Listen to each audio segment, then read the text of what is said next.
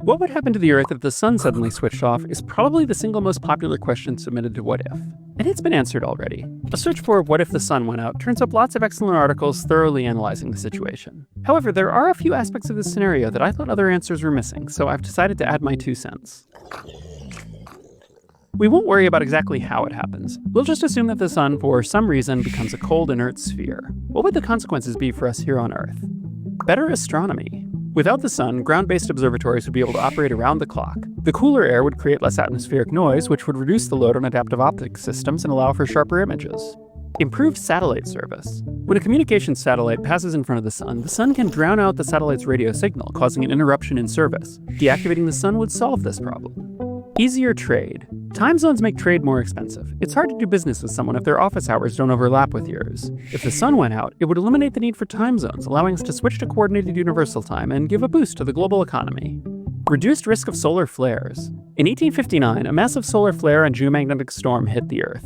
A basic principle of physics is that changing magnetic fields induce currents in wires. Unfortunately for us, by 1859 we had wrapped the Earth in telegraph wires. The storm caused powerful currents in those wires, knocking out communications and in some cases causing telegraph equipment to catch fire. Since 1859, we've wrapped the Earth in a lot more wires. If the 1859 solar flare and storm hit us today, it's estimated that the economic damage to the US alone would be several $1 trillion, more than every hurricane which has ever hit the US combined. If the sun went out, this threat would be eliminated. We'd also be safe from the hurricanes, since the ocean would be frozen.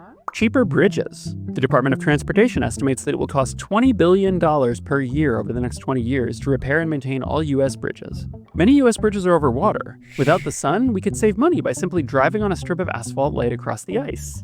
Safer children. According to health experts, babies younger than 6 months should be kept out of direct sunlight. Without sunlight, our children would be safer. Safer pilots. Many people sneeze when exposed to bright sunlight. The reasons for this reflex are unknown, but in some situations it's speculated that it may pose a danger to pilots during flight. If the sun went dark, we could mitigate this potential aviation hazard. Stable dust orbits. Without sunlight, there would be no Poynting-Robertson drag, which means we'd finally be able to place dust into a stable orbit around the sun without the orbits decaying. I'm not sure whether anyone wants to do that, but you never know. Safer parsnip.